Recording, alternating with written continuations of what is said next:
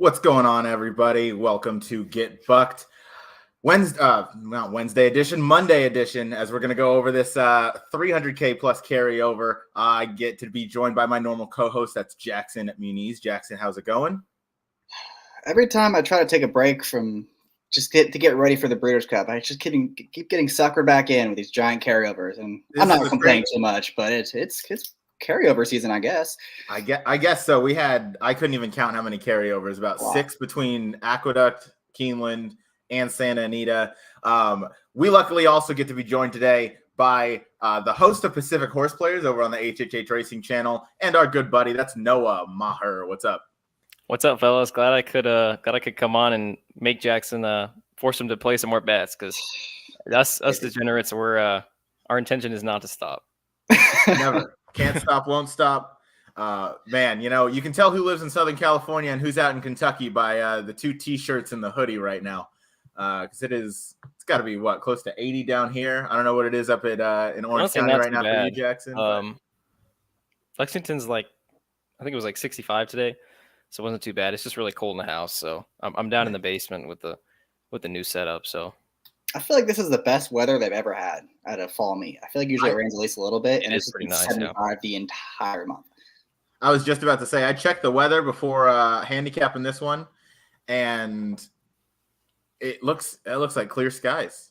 That's a great end to the meet here, or great. Is this their final weekend? Do they have one more? Yeah, they got 4 days. Weekend. I think they're done on Saturday, I believe. Yeah, nice. And Sunday. Because Sunday is Future Stars Day. So hey, maybe we get a pick 6 carryover going into Saturday or something fun. But we got to focus on this pick 5 carryover. We're looking at about $300,000 in the pool. We all got our top picks. Real quick before we get into that, link in the description for the Breeders' Cup Power Picks available on the HHH Racing website, hhhracingpodcast.com. That's 30-plus pages of in-depth analysis from Noah, from myself, from Howard, Paul, Pete, everybody over at HHH. Be sure to check it out. The ROI on it is incredible. The analysis is just super in-depth. It gives you a great look at, every race, top picks from every race, tickets, everything like that. So be sure to check that out. They're on sale now. We got a couple more weeks. We got closing weekend this weekend at Santa Anita. We got closing Saturday at Keeneland.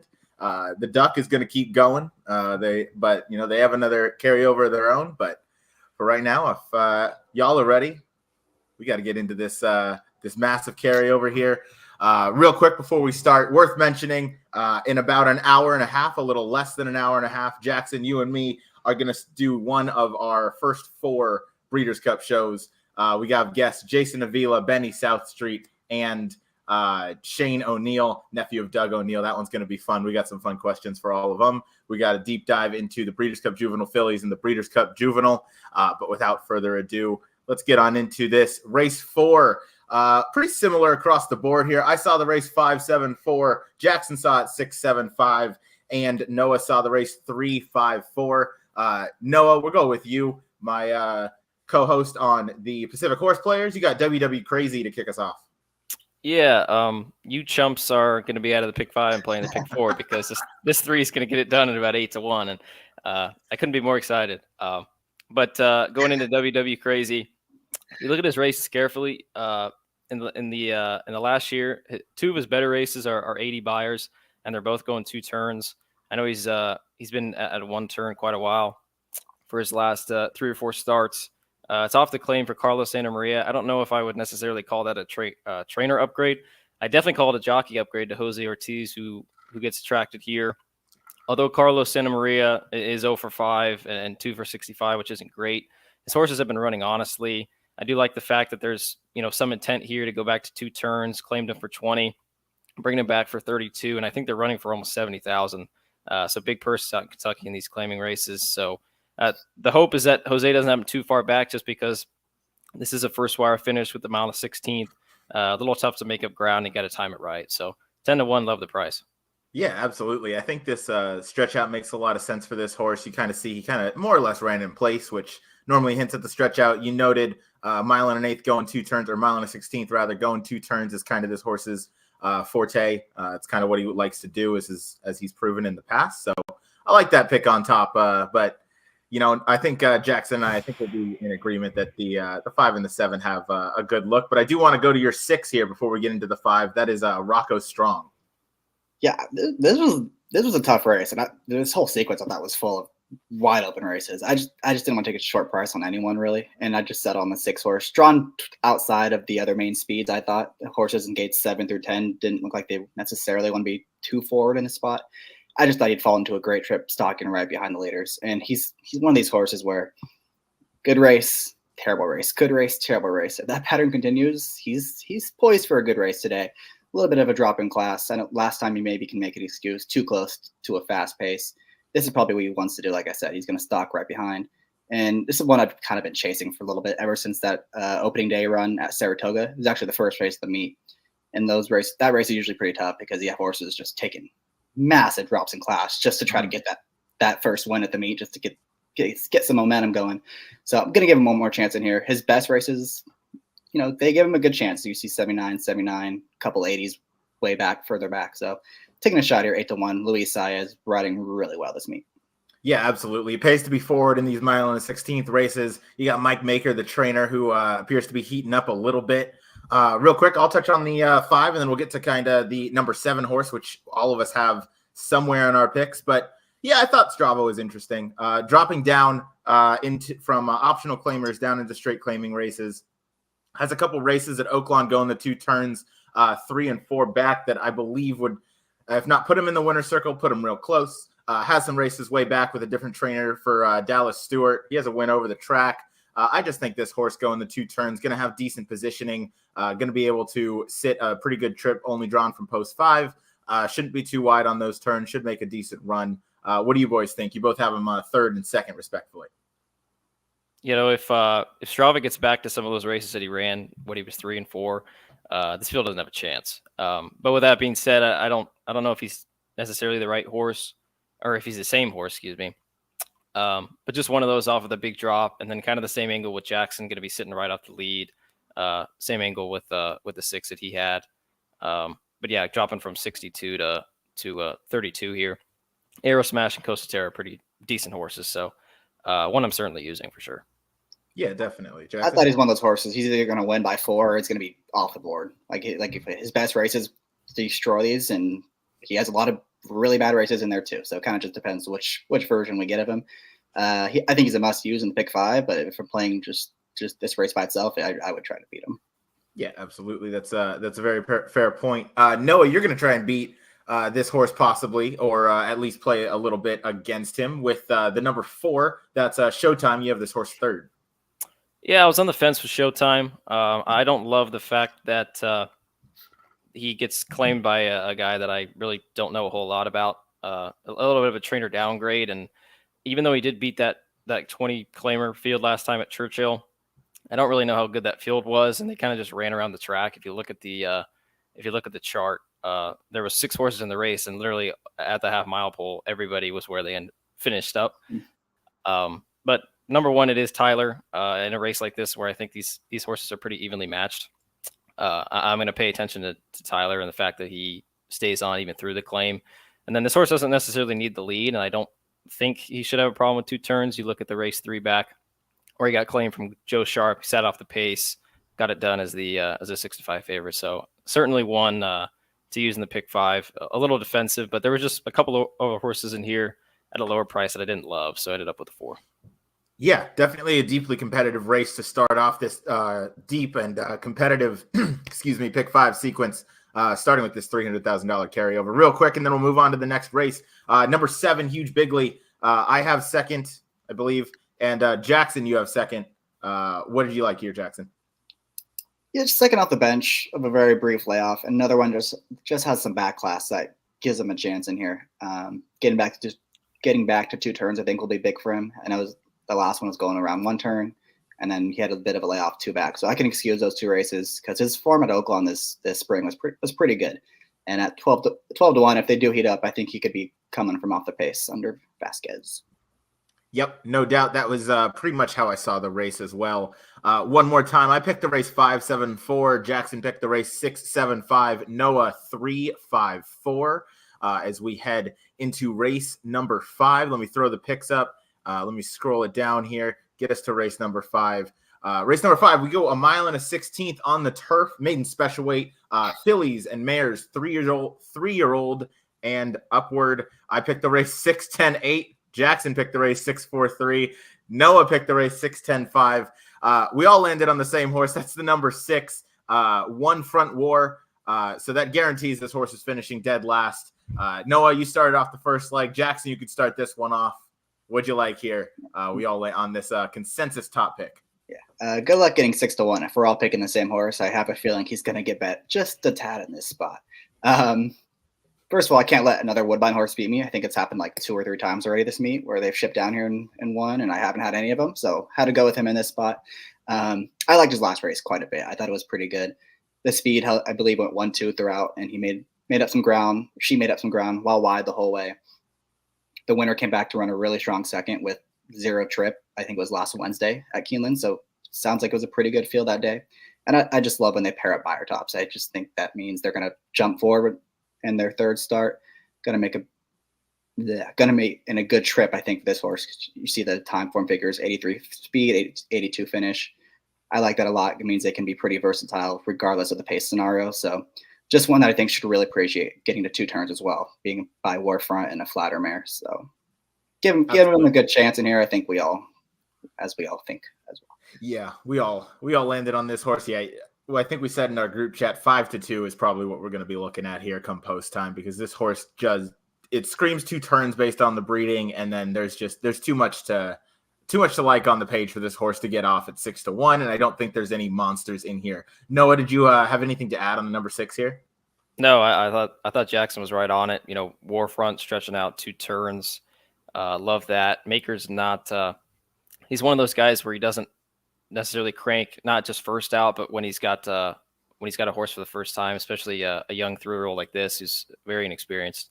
She was 6-1 that day. She was wide as wide can be. She was way out of it, and like Jackson said, was a little against the flow. I thought this, in terms of pick 5, structuring, I thought this was the place you could get narrow. Over at PHP, we don't have any rules in terms of budget, so otherwise I would have gone 6-10, but under Ryan's rule, I had to narrow it down and ended up singling the 6 in the pick 5, as we'll talk about later. That's right. We have a $75 budget for our pick 5s here on carryover days. We Jackson, you and I did one. I think we gave ourselves $100 budget, but I decided to tone it down just a bit, give us a little more. Make it a little harder to press our opinions, and got to find somewhere to lean. But I think we're all in agreement. This is probably the race you have to do. You can, narrow the tickets down, because those next 2 races we're going to get to pretty deeply competitive. Noah, I'll let you talk about our second choice, and that is your morning line favorite, 6-5, James Grand for Delacour. That is bird watching. What'd you like here? Yeah, she's just really honest. I think the 6-5 morning line is a little aggressive, but I did kind of agree with the morning line maker. I thought it was this 10 was very likely. Just lost by a nose in January over at Tampa in the debut, and then was off for a while.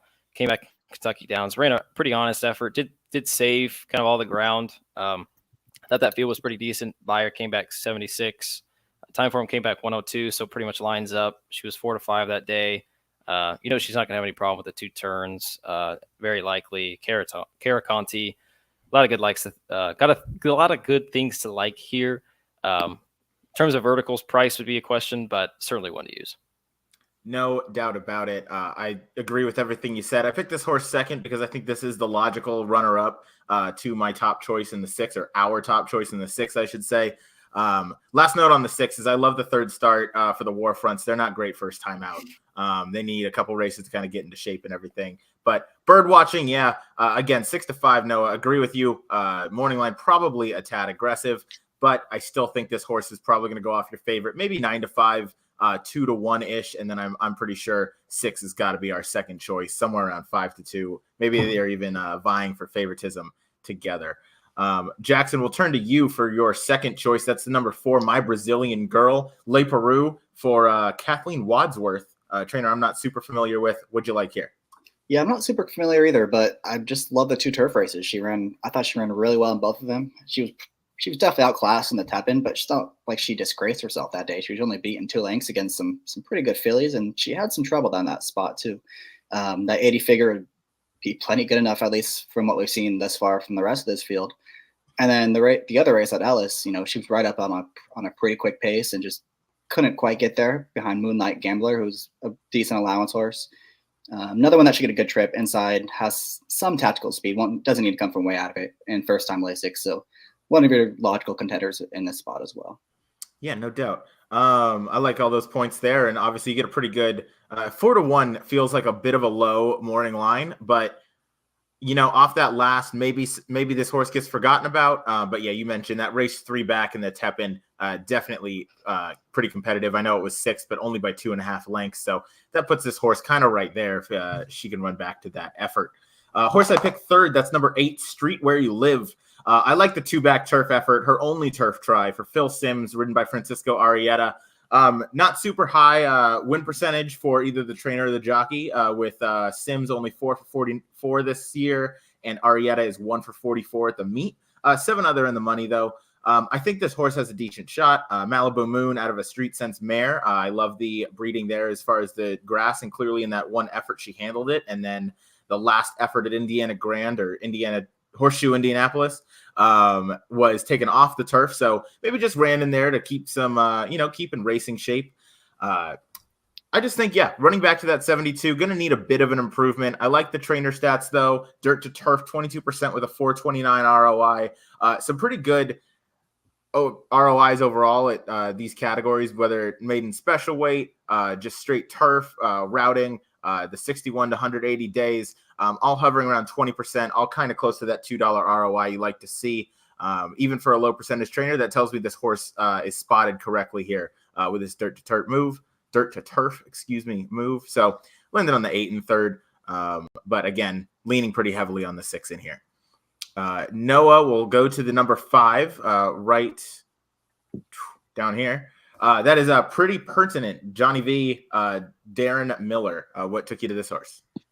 Yeah, I think this would definitely blow us some pick 5 tickets, that's for sure. But I'll certainly be using this horse underneath. I don't know if she can necessarily win the race, but I think her 2 efforts were honest. First time out was that funky 1-turn mile at Ellis back in July, where I thought that was a pretty decent race. Then last time she came back on the 21st of September. The first, second, and third in that race were 1, 2, 3 down the backside, and she was really one of the few that was really making up ground. I know on time form it is coded red for the second quarter, but it was a little bit of a merry-go-round. I don't know. I don't think she's gonna have any problem with the 2 turns. I don't know if she's really bred for turf, but she is bred, pretty well. Pretty prolific, was a pretty nice horse herself. The progeny haven't been great, but I still think there's some upside here. And Johnny V comes to board for a very low profile trainer who doesn't necessarily run a lot of horses and doesn't have a ton of success. So certainly one I'm going to be using underneath, and one to maybe blow up some pick 5 tickets. Yeah, absolutely. Johnny V going on was definitely a big plus in that category. And then, getting the stretch out, going on turf, Liam's map on top, definitely going to relish the 2 turns. We got a gray filly there. Real quick, Jackson, number 3, before we move on to the 3rd leg of this pick 5. Yeah, just a horse I thought has a threat. Could be a threat to steal this one. I didn't, looking through this field, I didn't really think there was anyone that was like a crazy good closer. I don't think anyone's a great kick. So if this horse can get away on the front end, maybe uncontested, maybe can take this field a long way, especially under Rosario. The turf debut was fine, and I think that was a total prep because if she was ready, they would have waited 4 days and ran for $150,000 at Kentucky Downs. So I feel like that was probably a prep for that spot, and then came back on the dirt, maybe just not a dirt horse because showed some speed and then just faded. Just a speed play, hoping she gets the front end. I think it's been, I don't want to say speed favoring, but you definitely want to be close-ish to the front this meet. I don't think any deep closers have done too much thus far, so maybe this horse can get brave on the front. Yeah, no doubt. I like that analysis there. Yeah, not too many deep closers have had a lot of success. Only one that really comes to mind was More Than Looks, running against Carl Spackler, came from, a Zenyatta distance out of it. Still couldn't quite get there, but definitely came with a powerful late kick. That is race 5, the second leg of the late pick 5. I picked the race 6, 10, 8, Jackson 643, Noah 610.5. Consensus number 1 overall choice by all three of us, number 6. So that horse is going to finish up the track naturally. We'll move on to race number 6. Picks are up on the screen. This is a hard race, one of the hardest in the sequence. We're going a mile and an eighth. Optional claimer, non-2 other than condition. Let me throw it back up here. And you see down at the bottom, we have our picks. I picked the race 675, Jackson 678. We're in lockstep almost once again. And then Noah 1136. So Noah, you're the outlier on this one. You're going with 8-1 morning line. We have Pratt, we have Brad Cox. That is a ridiculous morning line for a horse like this with these kind of connections. But musical note, what do you like here? Yeah, I don't know if we'll get the morning line just because of the connections. I'm hoping maybe about 6-1. Brad Cox runs a decent amount of his horses at Indy, especially during the summer. This was a horse that went 2 turns, not for the first time, but 2 turns on the dirt for the first time. Thought the race was kind of sneaky good, and this horse has a little bit of a slow motor. She was down on the rail, just kind of sitting off the lead, and then she kind of took the lead, and this horse that ran second, Sensible Choice, like kind of came up to her and looked like she was going to go by, and then all of a sudden Musical Note kind of started to get going and put her away, pretty comfortably. It looks like from the time form perspective, there was not a ton of speed on that day, but I think she's just got a lot of raw talent. She's figuring things out. She tracks Pratt, which I love, and I just I think this is probably I would say the most wide open sequence. Maybe you can make a case for the turf sprint. But I thought this was a really wide open race, and in terms of intricate, I am completely against her. Yeah, I like what you brought up there. This is a deeply competitive field. Maybe not the 8-1 on the musical note. Trying to find intricate. Yes, that is the number 5 horse coming out of the Alabama. You see, I picked this horse 3rd, but other than that, none of us had this horse in our top 3. I landed on this horse in 3rd strictly because of the class drop. I think it's pretty substantial going from a grade 1 losing to Power Squeeze, Torpedo, and a 2-back. But losing to some really top-rated horses that are going to race in the distaff and dropping into a race like this where you're not quite meeting that level of class, but certainly have some good competition. Jackson, I want to turn to you. We're going to go to that horse right to the outside. Landed Wesley Ward for Johnny V on what did you like here as we both landed on this horse as our top pick? Yeah, just real quick on intricate. Oh, yeah. I was against her too. Just she was supposed to be really good this year. She beat Torpedo Anna by 5 lengths as a 2-year-old, and then just never progressed. Maybe the Lasix is what turns her around. I don't know. I'm not buying it, but I'm going to try to beat her in this spot. Going with the number 6 Landed. I just thought had a chance to be the speed at the speed. Just in really good form the entire year. Her only loss was to My Main Squeeze, and that was around 1 turn. My Main Squeeze is a really good sprinter. We saw her get second yet on Saturday with a not very great trip to another good Cox filly.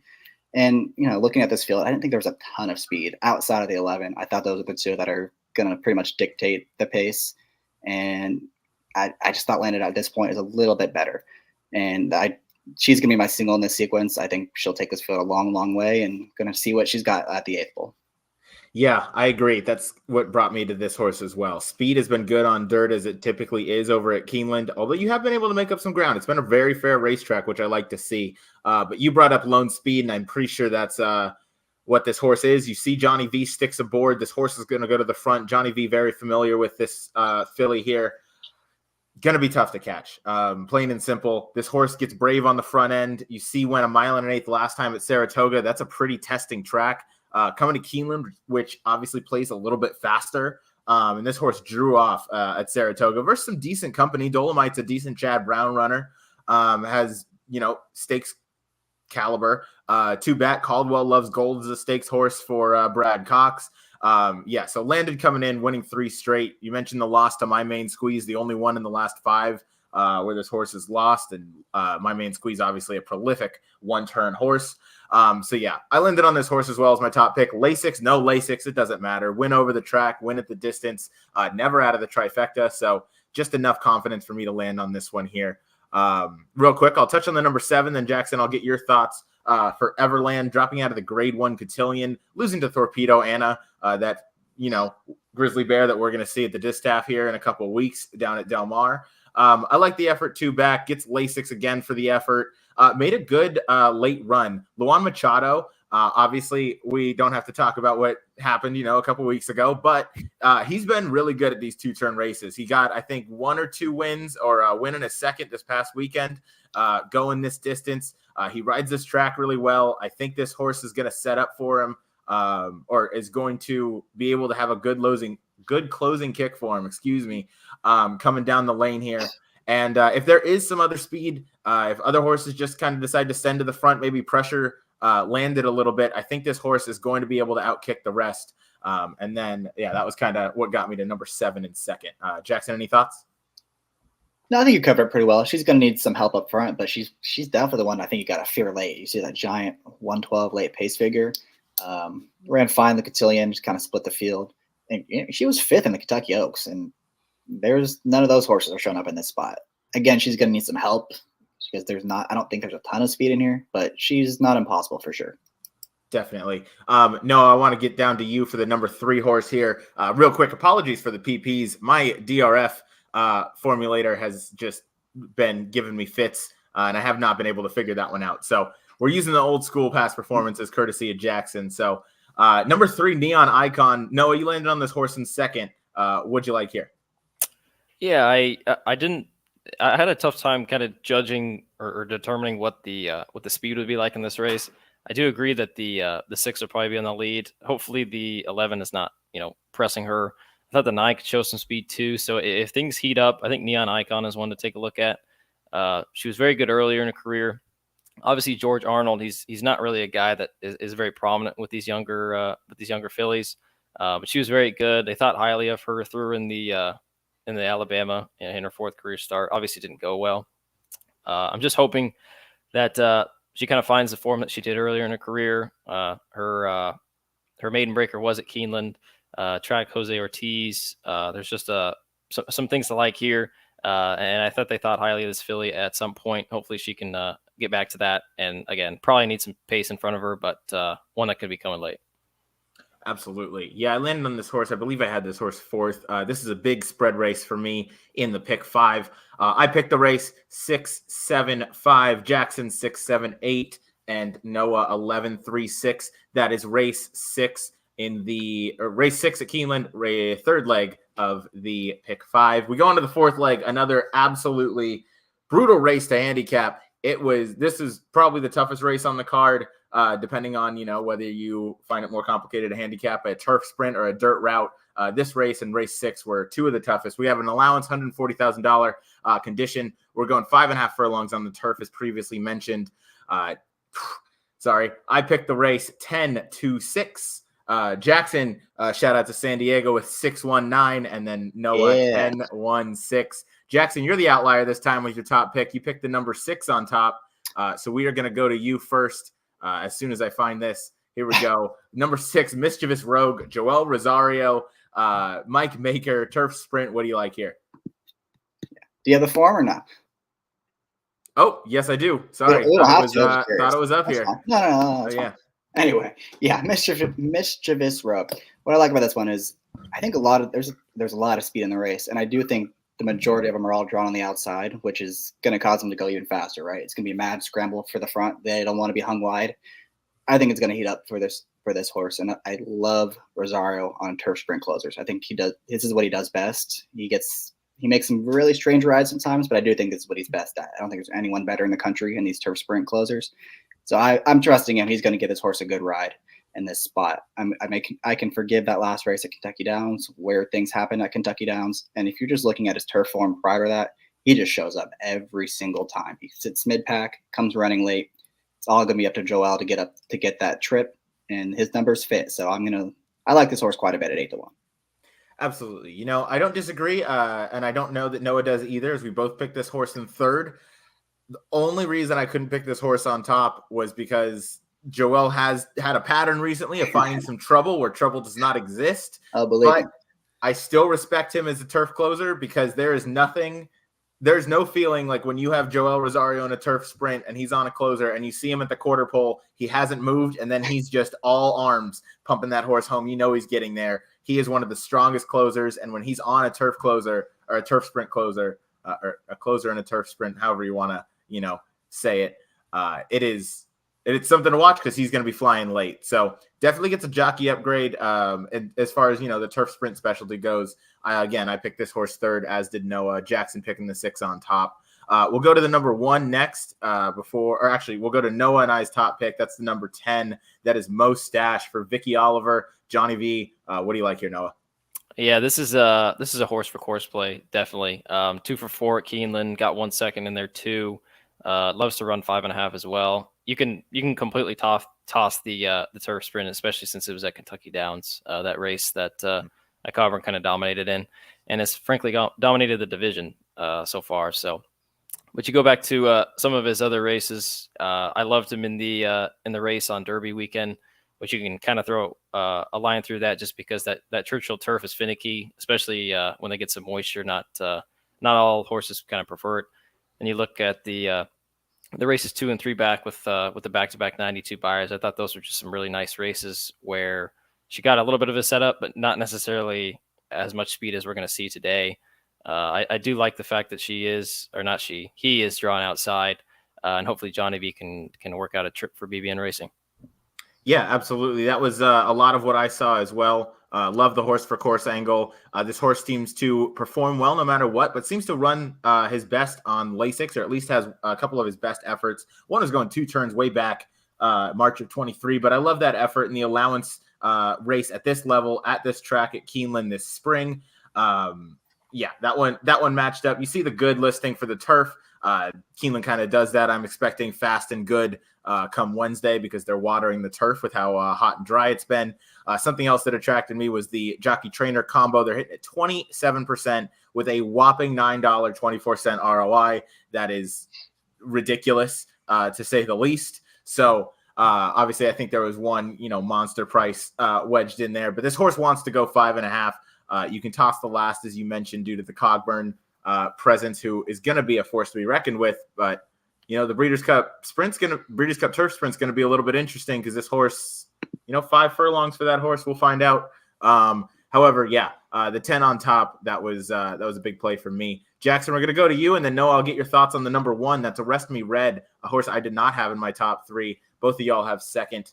Wesley Ward trains this turf sprinter. Yeah, I mean, he's pretty obvious in here, right?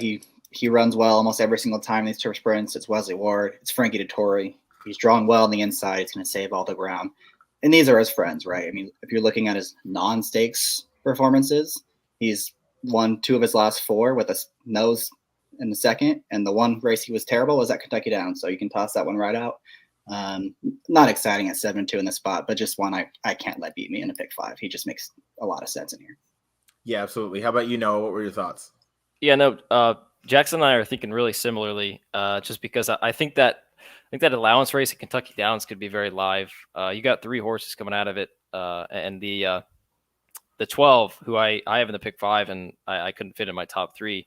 I think even that horse has a shot. So I think that could be a pretty live race. And like you said, even though Wesley hasn't been, necessarily at his A game at this fall meet, it seems like he's a little hard to leave off in this spot, especially those turf sprints. You got to leave Ward off your ticket at your own risk. So certainly logical. Love that Dettori comes right back, and one that can kind of make his own trip, either close to the lead or off of it, just depending on how the speed plays. And like Jackson said, just kind of right with his friends here. Certainly one to look at. Yeah, no doubt. I'm including the 1 in my pick 5 ticket. Just didn't have this horse in the top 3. Part of it was just I was worried about the trip this horse was going to get from the rail. Obviously has a few different ways to go. Could go to the lead, but I think there's others that have speed. Frankly, I think this race is loaded with speed, but this horse has the tactical ability to kind of sit.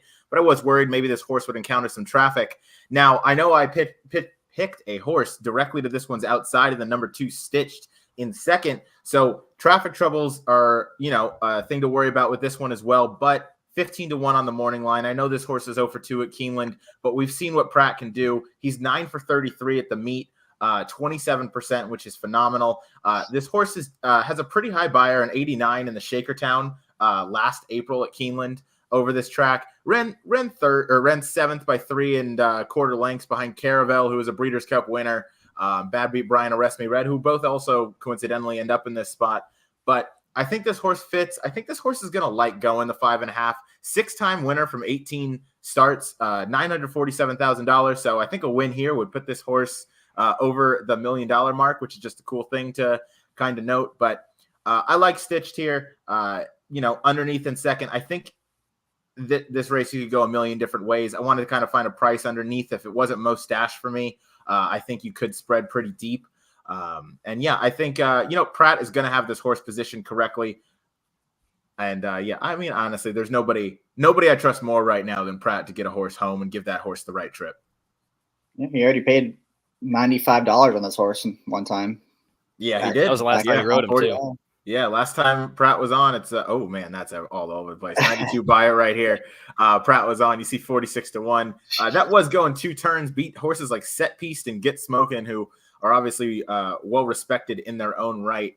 I want to go with Jackson here with the number 9 before we move on. That is That's Right. Irad Ortiz, Brittany Russell. Yeah, in the pick 5, I used the 7 and the 9. I couldn't really split them, but the 9 was a better price. I just thought maybe one of these two, they're both complete speedballs. So if one of them just happens to just break better than everyone, goes right to the front, they could take the field a long way. So I'm going to use the 7 and 9 just as a speed plays. I'm a little, Noah, not to put you on the spot, but what do you like about the 12 horse? Because I did think he was a little bit interesting at a big price, and I know you mentioned him a minute ago. Yeah, no, he's just one of the closers that I thought was a threat. Like I mentioned earlier, I thought that race could come back pretty live. He's one that just kind of runs a little infrequently, but it's a wide open race. You're getting 15-1 with the meets leading jockey. You go back to some of his other races at fairgrounds. I mean, those 2 races, the 92 and the 93, compete. And if Tyler's able to be tactical, he can get the first jump on others. So I've got those 4 in the pick 5, but certainly could use more. Without a doubt. I love that analysis on the 12. Bill Mott has been a little bit chilly just coming off the Saratoga meet. But again, you mentioned Tyler Gaffleone hops aboard, or stays aboard rather, from the ride at Kentucky Downs last out.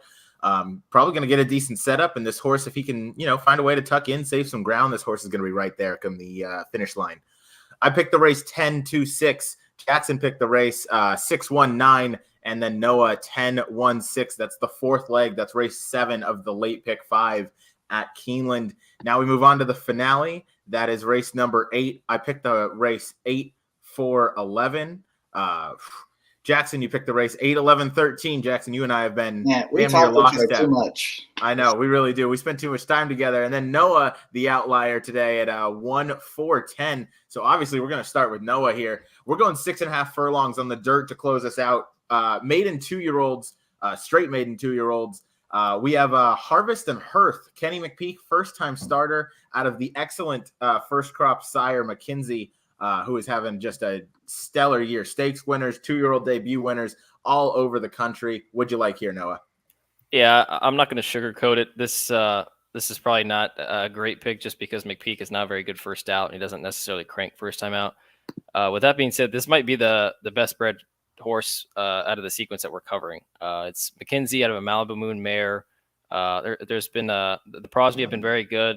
There's been 7 2-year-old runners, 2 winners, 2 seconds, and a third. So some good progeny there. I don't know if I think maybe he might want a little bit longer, maybe 7 or a mile. But 6.5 is a good place to start. It's BJ and Kenny McPeak, who could always be dangerous at Keeneland. Again, I don't know how crank this horse is going to be first time out. But certainly one to look at. I just thought a little bit of the vibe of the race, and I looked at the 8 too, but I just wasn't sure. I just kind of thought from a race scenario, I thought maybe if it wasn't the 4, it could be one of the firsters. Absolutely. Yeah. No, I think that's a great analysis by you. Kenny McPeak, you mentioned, doesn't really crank him up first time out, but he is capable of popping. And when he does, it is at a price. So, Jackson, you and me, we're on the number 8. That's Hitchcock. Peter Urton, who's been placing his horses excellent, whether that's at Santa Anita or out at Keeneland. Even had a winner, I believe, at Kentucky Downs. Luis Saez hops aboard for CRK Stable. What brought you to this horse on top? I thought I was being, creative. Nah, these Urton runners, they always, I feel like they always jump forward second time out. He's gotten better with first time starters over the last couple of years, but he's still not great. he's usually much better second time out. So this is one that I feel like should probably move forward in this spot. And it's not like he ran that bad in that race. I thought it was a pretty decent race that day. The winner's coming back on Saturday, I believe. He's one of the favorites in a stakes race at Keeneland. The runner-up has been second a couple times to some good fields. I think he was second to Ferocious at Saratoga.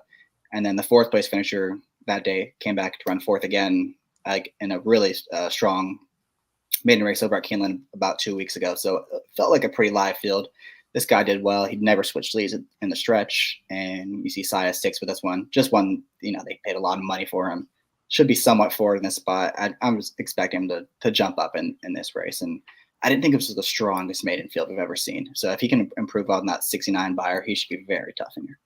Definitely agree. Watching the replay of this race, it says bumped towards the start there. He did get bumped. It wasn't anything I thought was too crazy. However, these 2-year-olds, a little can go a long way.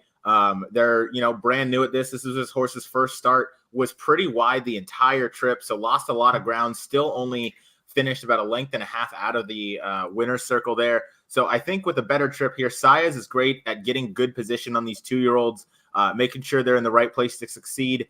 He's a jockey that knows when to be aggressive, knows how to be aggressive, and most importantly, saves enough for his horses coming down the lane. You mentioned a great point as well with Hitchcock, or with Peter Urton, rather. Much better second time out than he is first time out. Likes to kind of race his horses into shape a little bit, even though he's had his numbers improve with debut runners. Those second time numbers are one of his strongest. Noah, you and I picked the 4 in second, and that is your morning line favorite, Touchy, by Wesley Ward. Nyquist out of a Touch the Moon mare. A lot of Malibu Moon progeny in this race. That's at least 2 that we've talked about so far. This horse debuted in a stake at Saratoga this summer in the Tremont.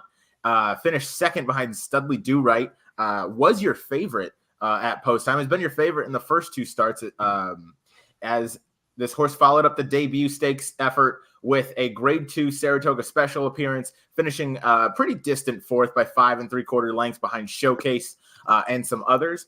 Noah, what'd you like here with this horse in second? Yeah, you got to respect him. This is a horse I would never, suggest or even do it myself to place a win bet, but just off of the 2 efforts, has been facing some pretty decent 2-year-olds. Was the favorite in that Saratoga special, like you said, and then favorite first time out. Ended up was kind of battling with 3 Echoes, and then Studley Do Right just kind of set the perfect trip right off and kind of gobbled him up at the end. I'd be a little more worried with this horse if he wasn't working so well, but he is working pretty well. Seems like a logical spot to come back. And like Jackson said, it doesn't seem like this could be a very great maiden group. So even though he's run decently well in the past, it might not take, an A or an A+ effort for him to get it done. Obviously the price is going to be worrisome, but just somebody you probably should just use defensively in a pick 5 scenario. Absolutely. This horse to beat for sure. I am going to be playing against this horse in my pick 5, even though I picked this horse on second. There's a little hint to what you'll see in the ticket, but 29% for Joel Rosario with Wesley Ward. Rosario obviously dangerous when he gets to the lead. He's able to save enough of his horse to, power down the lane. And anytime you see those bullets next to those Wesley Ward works, or Wesley Ward runners, say that 5 times fast, that horse is working well and is primed for a good run. That's typically kind of tip in the hand, at least for what I've seen. Horse I want to touch on before we go to Alvar, or to rather outside to the 11 horse that Jackson, you have second and I have third. I want to touch on a horse I thought was interesting that none of us have on, including myself, and that's the number 6, Mo Quality. Jose Ortiz hops aboard for Chris Davis, who is having an excellent Keeneland meet. 5 in the money, 3 winners out of 7 starters. Jose and Chris Davis at Keeneland are 50%, but that's only 1 for 2, 11.47 ROI, which is a pretty good return on investment. Thought this horse was interesting. Motown out of a quality road. Motown pretty good at the 2-year-old sprinters. This horse's work 3 back makes me think this horse has a good amount of speed, could be forwardly placed. Obviously has a bullet coming into this October 17th at Turfway Park. Just kind of curious, did either of you give this horse a deeper look? And if so, what were your thoughts? Go ahead, Jackson. I just couldn't use it because I already picked the 6 on top in the previous 4 races. So if I pick it again in the 5th race, I think you guys would all just assume I'm picking numbers at random. No, it's a live barn, right? They're running really well right now. Ortiz is riding well. but they only paid $50,000 for this horse. Maybe he's improved. I mean, he definitely could have improved at this point. I'm just not really sure what to do with the turf way works. Those aren't ones you can watch on the Kentucky workout videos. I wish this race was the first race of sequence because you can kind of see the board and see if he's taking some money. I may end up throwing this one in there because I am going to use an AE on my pick 5 ticket. So if that horse doesn't draw in, I'll probably throw this one in somewhere. There we go. Chris Davis, even though he's been hot, I kind of looked it up on the era formulator. He's not great with first time starters, especially with horses at Keeneland. I think he's 0 for 8 over the last 5 years, and if I read it correctly, I don't even think he's had a horse in the money. So I know the works are fast, but a little bit of skepticism there. And then maybe one just based off the breeding might appreciate the 2 turns. But it's Jose. It's a hot jockey. Certainly one to look at, especially if you don't think the 4 is Ascension here. Great analysis there with the deep dive into the trainer stats on the first time starters. Yeah, Chris Davis is 0 for 8 at Keeneland in those maiden dirt sprints. First time starters at Keeneland rather. So great analysis there. Yeah, I just wanted to see your guys' thoughts. I thought, a horse like this kind of looks, with the jockey hopping aboard of Jose, kind of tips a hand that maybe this horse has some ability one way or another. But let's go to the outside real quick. I love the name on the number 14. Not going to bet it, but big Browns fan. They played tonight. Baker Hayfield is just that's a fantastic name. I want to go to the number 11, an interesting horse that, again, I thought I was being kind of creative picking this horse third, and yet Jackson's here picking this horse second. That's Campaign Trail. 20-1 on the morning line, which I don't think we're going to get because you have the leading rider, Tyler G, in the saddle. Jackson, how'd you end up here? Yeah, I like this horse a lot, especially if he's really 20-1. I don't know if you're going to get that, but it's a tale of 2 races here, right? The debut was pretty damn good. He was third to a horse called East Avenue. Well, as I understand it, is going to be your either favorite or second choice in the Breeders' Cup in a couple weeks. And he was 4 that day. He was between rivals. Just couldn't quite see out that trip, but no shame in that effort at all. Earned a really strong figure. We already mentioned East Avenue came back to win a Grade 1. Built, who I know Noah's a big fan of, came back to win a maiden race by open lengths as well. So that was a strong field that day. The problem is I have no idea what happened last time. I guess he had a little bit of trouble to start, but it's not like he really picked up his feet at any point in that race. I think the fact that Tyler shows up here is pretty telling that they think his horse can run still. They're reaching out to him. He bothers to show up. He draws well on the outside. If he can run at all, it's going to be in this spot. I would 100% agree. Yeah, he's going to be a price again. You should get at least 12-1, even with, a little bit of that Tyler money that's going to come just based on his appearance here. But yeah, this horse drew nice. This horse clearly had ability as it, displayed on debut, finishing third, again, 8.5 lengths behind the dominant East Avenue, who is going to be your favorite come Breeders' Cup juvenile time out at Del Mar. But yeah, I picked this horse second for the same reason. A run, slight improvement off the 2-back effort, I think puts this horse real close, maybe even in the winner's circle. Papa Echo, I believe, has come back to run this past weekend. I forget how that horse finished up. He was like last by a lot. So there we go. Okay. It's kind of a no-show effort where you just kind of toss it because it was so bad. Okay, well, there we go. So maybe, that wasn't the strongest race. However, the buyer still came back well, still finished behind a dominant winner and a great-looking horse. You got to wonder kind of about the fractions going 23-1, 46-2 for a midsummer 2-year-old. That is a little bit slow. So I don't know about the quality he faced. Obviously, they stepped it up in that next one, going about 2 seconds faster per clip. And this horse just could not keep up. They finished up in about the same time. But regardless, I think a run to this debut effort for Campaign Trail puts this horse close, and I think it's a decent price to look at. Noah, we're going to go with the number 10. That's Original Sin, directly to this horse's inside. Giroux and Cox team up, first-time starter for Calumet Farms, a homebred Curlin out of Unbridled Song. What'd you like here? Yeah, this is kind of what Jackson alluded earlier, but I really wish this was the first race of the sequence because so that I could see if this horse is taking money. These Calumet firsters are always a bit polarizing. Sometimes they take a lot of money and don't run well, and then sometimes they don't get played at all and then run well and get the job done. It's a Brad Cox firster. He normally points his firsters to the spring and fall meets here at Keeneland. Giroux is kind of his first or second call guy. But yeah, I think one vertically to to look at, especially watch the board here. And one I threw in third, I really badly, just because of Bill, like you said, Jackson, I really wanted to throw the 11 in there. But with the last race I watched it, there was really not much of an excuse. Right. But one I really wanted to use badly. Yeah, I like it. 10 was a horse I just barely left off because it's hard to ignore those firsters. I almost thought Pratt would have gotten the call on this Cox horse, although they're pretty split between Giroux and Pratt right now. So I didn't take that into too much effect. However, if Pratt was on board, this horse would have been in my top 3. I just love the strength he has as a rider. I also use the 10 in here. I don't have him in my top 3, but he's a must use. The barn's just too hot. I just wish there was some more info to go off of to use more heavily because he's a homebred, so we don't know what they paid for him at auction. I tried finding some workout videos. There was nothing, even though he's worked at Keeneland a couple times, I believe. So it's just hard to say what to make of that one. But he's definitely a must use because you just can't ignore anything from the Brad Cox barn right now. Yeah, Brad Cox is absolutely on fire. Saw a stat on X earlier today about the current Keeneland meet. Brad Cox is 5 for 7 in the turf stakes at Keeneland.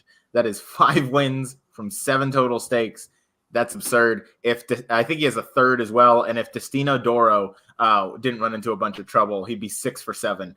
And I mean, those are ridiculous numbers. Obviously, he had Chop over the weekend in was it the Double Dog Dare? Was that? Yeah, did I make that up? Okay, maybe. But those are ridiculous numbers. But we'll stick to this last race here. Jackson, number 13 to close us out here. That is a Steppe. What did you like here? Yeah, this is probably one you're going to want next time, but the barn's not great first time out. But I think this horse can run a little bit. I mean, I was able to watch some of his workouts. He worked out with a horse called Camp Vale, who ran a really, really strong second in that maiden race I talked about earlier. There was the Patch Adams Brad Cox horse that's supposed to be superstar, ran third. Camp Vale actually beat that horse, and then a Walsh horse won that race. And it just seemed like a really strong maiden field. Steppe was working out with Camp Vale. He wasn't nearly as fast as that one early, but he was closing the gap late. And, that 46-1 just kind of leaps off the page. And these maiden horses, I like when they draw on the outside. They're going to be in the clear throughout. 6.5 furlongs, probably a little too short for this guy, but maybe he can draw in and come running late on the outside. Again, probably just one you want next time, but I did use him in my pick 5 because I'm super spready in this race. Definitely an interesting horse. To wrap it up here, we got I went 8 for 11. Jackson went 8, 11, 13. Noah 1 for 10. Those are our picks. I'll get the pick 5 tickets up on the screen. Again, $75 budget for those. I know we did, a budget for the show. However, come, game time, I'm probably going to end up playing a B ticket where I narrow down the, these couple legs here and then spread a little more in the last leg because I think that is another it's a deeply competitive field. Those 2-year-olds, you never know what's going to happen. You guys made some great points for the 10, the 11, who I do like as well. And then, no, I like your 1 a little bit too. Your 1 can be a little sneaky. And then, again, to both of your points, having this race, second in the sequence or first to see which horse is taking money would be key because I want to see if that 6 for Chris Davis and Jose Ortiz ends up taking any play. But I'll put our pick 5 tickets up on the screen. A lot of numbers to look at here. Jackson, we'll kick it off with you. You have a $72 ticket. Again, the budget here is $75. So go ahead and take us through it. Yeah, this could have been a $400 ticket easily, right? It's a tough sequence, I thought. So the first race, we're just kind of going to try to survive there with 3. It's the 6 and 7 are my top picks at prices. I'm also going to use the 5 Strava because we talked about that horse. You just don't know what to do with him. He's either going to win or he's going to run last. So I needed to throw him in there somewhere. Going to try to get by with just 2 in that second leg with the 4 and the 6. We all love the 6, and the 4 was the Lepru horse that I also gave a shot to. Going to try to beat the 6-5 favorite in that spot. And then I'm going to single Wesley Ward, that speed horse, in the wide open 12-horse field going a mile and 1/8. Should be a fun race, but hopefully the horse can either get clear or just press right behind the speed. These are very long tickets, Matt. Yeah, they're maybe we should post these in the comments too because I think they're running off the screen a little too quickly. Yeah, I'll put them in the description here when we're done. And then that turf sprint is tough, but really hoping Rosario gets home there. But if not, a couple speed horses and Frankie Dettori. I feel pretty good about the horses I have in that one. And then the last race, we're just going to pray because I'm 6 deep. Don't feel great about it. I'll probably throw Noah's 1 in there too, maybe even the 6. Who knows? It's a tough sequence. Don't know how involved I'm going to get horizontally, but definitely vertically. There's some good prices in this sequence for sure. Absolutely. Noah, why don't you take us through your ticket next here? $54 pick 5 play that you've presented to us. Yeah, I'll probably be playing an ABC ticket, which I've become a little more fond of. So I'll use horses kind of weighted 3, 4, 5 to get through the first. I think the second race is probably where you can narrow. I thought it was kind of either 6 or 10. It doesn't really make a lot of sense from a budget perspective to double the ticket with both of them. And I had a little bit of restraint with under Ryan's rule, so had to go with 6. And then the third and fourth leg, the races 6 and 7, I thought I didn't have much of a clue there, so I'm a little spready there. And then in the last, hoping that either the one of the first time starters, either the 1 of the 10 can maybe beat the 4, but I've got the 4 on there just in case. So $54, and glad I could come on and discuss with you guys. Yeah, absolutely. Matt Miller, thanks for joining us. Those picks don't even lend themselves to chopping them up into pick 3s and doubles. The race order really makes the sequence tough. Can't agree more with that. This is a tough sequence. I'm playing the pick 5. I'm not playing anything else this day. So I'll make, 1, 2, 3 tickets. Yeah, so I'll talk through mine real quick. I'm going 4, 5, 7 in the first. I'm singling the 6 that we talked about, that Saez Meagher, that all 3 of us managed to land on. So obviously that scares me a little bit, but, I feel confident to land on that. And then I'm going real deep the next 2. I'm going 6 deep with 3, 5, 6, 7, 9, and 11 in the third leg. And then leg after that, that's the turf sprint. I'm going 1, 2, 3, 5, 6, 7, 10, and 12, going 8 deep in there. Again, just want to get some coverage. And then the last leg, I'm going to single the 8. I don't think the Wesley Ward horse appeals enough to me. Obviously 2 stakes tries going into this one. That is a bit of a class drop. That's something I do have to respect, but I like the Saez Urton second time out angle. I like the trouble that horse got first time out. I think this horse can improve upon that. Clearly showed some ability and some talent. And maybe that extra half furlong just kind of catches up to the rest of these. And this horse has, clearly some ability to close and pass runners, which you love to see as a 2-year-old. So that gave me enough confidence to single this horse in my A ticket. I'll play a B where I probably single landed in the second leg, and then, maybe go 2 deep in that second leg with the 6 and the 10, as we mentioned, maybe a little bit to the 4 because I like the points you made, Jackson, and then just kind of keep that fourth leg pretty spread, and then spread in that last maiden leg, because that could be tough with the 4 in there, the 10 as well for Brad Cox. Noah, when are you coming out again? Is it Wednesday? Next Wednesday or Thursday? Thursday, Halloween night. Nice. Looking forward to it. Nice. There we go. It's coming up quick. Coming up quick. Absolutely. Again, I'll put the pick 5 tickets in the description of the video. Thanks everybody for tuning in. Please stick around. In about 30 minutes. Jackson, you and me are going to be live again. We get a quick little break to, hydrate, do whatever we got to do. We got Get Bucked for the Breeders' Cup going down. We have guest Jason Avila. We have Benny South Street, and we have Shane O'Neill coming on tonight. We're discussing the Breeders' Cup Juvenile fillies, the Breeders' Cup Juvenile. I can't wait to get on with them, talk some horses, talk some picks, who we're interested in. Jackson, you and I have some questions for Shane O'Neill that I frankly can't wait for him to answer. So please stick around. Again, thank you for watching. I'll put the picks in the description. But Noah, any parting words? Nope. Let's get it done on Wednesday, boys. Let's get it done. Good luck to everybody. Thank you for joining. Take care. We'll see you soon.